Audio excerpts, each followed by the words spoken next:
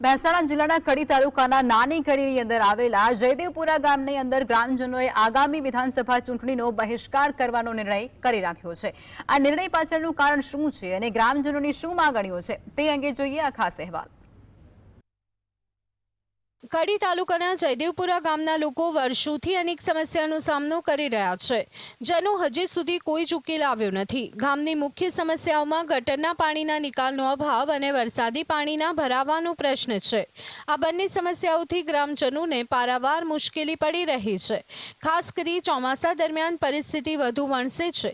જયદેવપુરામાં છેલ્લા 15 વર્ષથી કડી નગરપાલિકાનું અને નાની કડી ગામની કેટલીક સોસાયટીઓનું ગટરનું ગંદુ પાણી ગામના નળિયામાં થઈ અને વહે છે અને અનેક વખત ખેતરોમાં પણ ઘૂસી જતા પાકને નુકસાન થાય છે। લગભગ 4 વર્ષથી ચાલે હવે અમે તો અરજી સ્વાગતમાં આપ્યું પણ કઈ હજી નિકાલ નહીં આવ્યો। હવે શું કરવી? મતદાર બહિષ્કાર કરો, ચૂંટણી બહિષ્કાર કરશો? હા, એ તો ભાઈ બીજું શું થાય, અમારો છેલ્લો ઉપાય। રોડની બંને બાજુએ પાણીનો નિકાલ માટેની કેનાલો બનાવેલી હોય છે। એ કેનાલો ફેક્ટરી દ્વારા પૂરી દેવામાં આવેલ છે। એના કારણે ખેડૂતોનો પાક એટલો નિષ્ફળ જાય છે કે ડાંગર પણ નહીં ટકી શકતી, એટલું પણ પાણી ભરાય છે।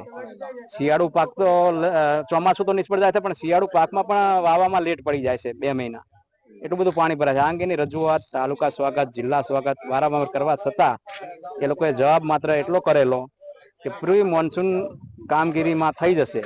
પ્રી મોન્સૂન તો કામગીરી ચાલુ થઈ ગઈ, તો આજ સુધી કંઈ કરવામાં જ આવ્યું નથી। આ ઉપરાંત રીસર્વે જેવા પડતર પ્રશ્નો પણ ગ્રામજનોની ચિંતાનો વિષય બન્યા છે। ગામમાં અનેક ખેડૂતોના 7/12ના ઉતારામાં નામ ફેર થઈ ગયા છે, તેમની જમીન 7/12ના ઉતારામાં દેખાતી નથી।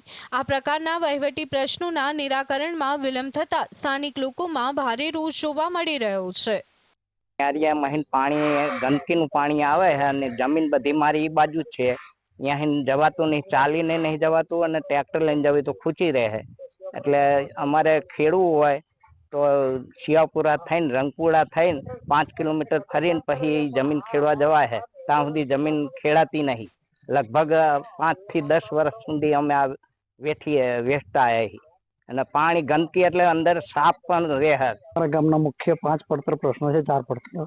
એક તો ગંદા પાણીનો નિકાલ કરવા માટેનું છે, બીજું રીસર્વેનું છે, ત્રીજું કડી કલ્યાણપુરા રોડ જે છે ત્યાં ઊંચો થતા ત્યાં ગંદા નાળા મૂકવામાં આવેલા નથી અને બાજુની જે બોરોપીટો છે એ બધી બાજુની કંપનીવાળાએ પૂરી દીધી છે, જેથી કરી અમારા જે ખેતરોનું પાણી જે જતું હતું આગળ નિકાલ થતો હતો એ નિકાલ થતો બંધ થઈ ગયો છે।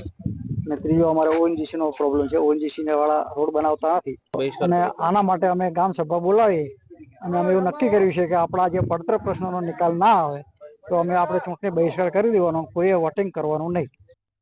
થોડાક મહિનાઓ અગાઉ ગામના આગેવાન દ્વારા આમરણ ઉપવાસ કરવામાં આવ્યો હતો, જે બાદ એકાએક અધિકારીઓ ગામની અંદર આવી પહોંચ્યા હતા। અધિકારીઓએ ખેડૂતોના રીસર્વેના પ્રશ્ન તાત્કાલિક ધોરણે નિરાકરણની ખાતરી આપી હતી, પરંતુ હજી સુધી તેનું નિરાકરણ આવ્યું નથી। ત્યારે હવે ગ્રામજનોએ પંચાયતની સાથે સાથે વિધાનસભાની પેટા ચૂંટણીના બહિષ્કારની ચીમકી પણ ઉચ્ચારી છે। એ વખતે ભૂખ હડતાલના અમે પાલના કરી લીધા અને પછી એ લોકો રીસર્વે કરી ગયા ખરા, માપી ગયા ખરા જમીન, પણ એનો કોઈ હજી આજ સુધી પછી પાછળથી કોઈ સંતોષકારક જવાબ મળ્યો નથી। હવે અમે એવું નક્કી કર્યું હોય કે આ પ્રશ્નનું જો ના નિરાકરણ આવે તો અમે બધા ગામવાળા બધા ભેગા થઈને નક્કી કર્યું કે એમ કે આ ચૂંટણી આવે તો ચૂંટણીમાં આપણે કોઈ વોટિંગ કરવું નહીં। કેટલાય વર્ષોથી અમે બોરનું પાણી માટે અરજી કરેલી છે, 2022માં બી અમે લેખિત આપેલું છે, પણ એનો નિકાલ થયો નથી।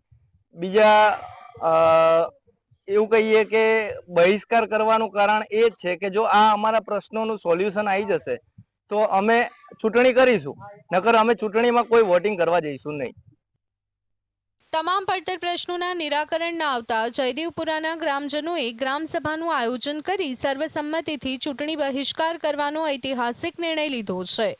ગ્રામજનોએ સ્પષ્ટ શબ્દમાં જણાવ્યું છે કે તેમના પડતર પ્રશ્નોનો ઉકેલ નહીં આવે ત્યાં સુધી તેઓ ચૂંટણીનો બહિષ્કાર કરશે। સંકેત સિડાના, GSTV।